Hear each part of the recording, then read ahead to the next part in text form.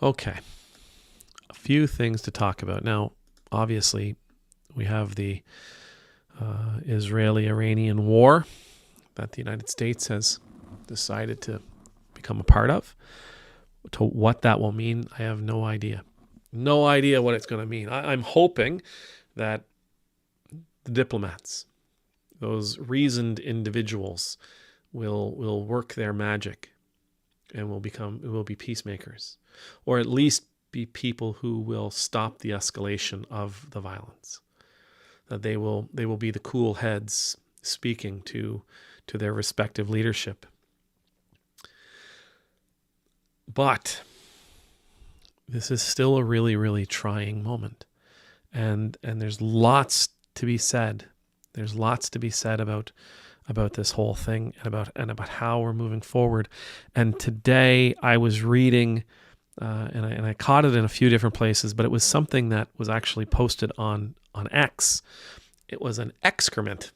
Somebody told me that the other day, that's what it's called, an excrement. It was an excrement posted on X by Benjamin Netanyahu, the leader of Israel. And what he says was, President Trump and I often say, peace through strength. First comes strength, and then comes peace.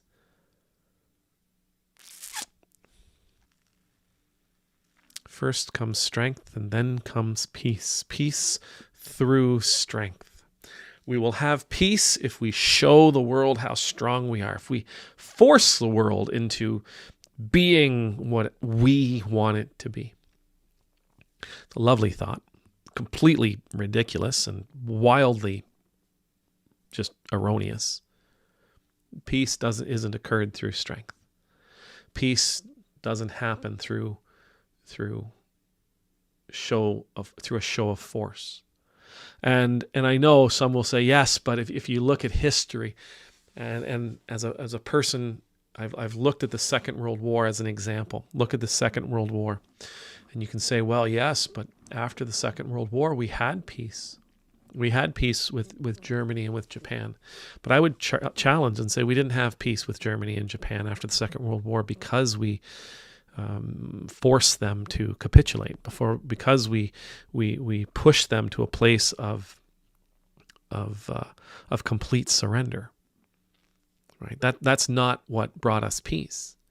What brought us peace with Japan and Germany was the vast amount of investing that went in after the war. Almost immediately after the war, countries came together and invested in those countries to help rebuild those countries. It wasn't unconditional surrender that brought peace. It was, at least as far as I think, well, as far as I know, it was the fact that those combatants became healers. And it was through the healing process that those nations came together, if not as friends, then at least as allies. It was the healing process that brought people together. The desire to heal and to rebuild and reconstruct that brought all those nations together again. We don't see peace through destruction. Attacking our enemies doesn't bring about peace. It just helps enforce what the enemy already believes about us. Attacking, bombing, killing our enemies just makes stronger, more bitter enemies. The only thing that brings about peace is when we choose to destroy our enemies by making them our friends. Asking ourselves, what is it? What is going on here that they hate us so much? Why is it that they hate us so much? What have we done that they hate us so much? How can we move and live in such a way that they would hate us less? That's what brings peace. To ask ourselves, why do I hate them? And how can I let go of that bitterness? How can I let go of that anger? How can I let go of the past? because that's the only thing that brings peace. If I see you as my enemy and I attack you, will you see me as less of an enemy? Of course not. You won't say to yourself, oh, well, I guess I better make them friends. No. You may have a cessation of hostility. That's all it is. It's just an end to the violence. But the hate remains. Your status as an enemy still remains. Those bitter, resentful memories still exist. They haven't gone anywhere. The pain is still there. Peace through strength. First strength and then peace. It may bring about an end to aggression, but only for a certain period of time. Ultimately, your enemy will go and rearm. They'll go and rebuild. They will give what you've done to them deep consideration. It'll be burned into the psyche of the culture. And one day they'll use it against you. Peace isn't achieved through force. It's not achieved through violence. It's not achieved through power, acts of power. It's not achieved through military might or strength. It's achieved through healing and mercy.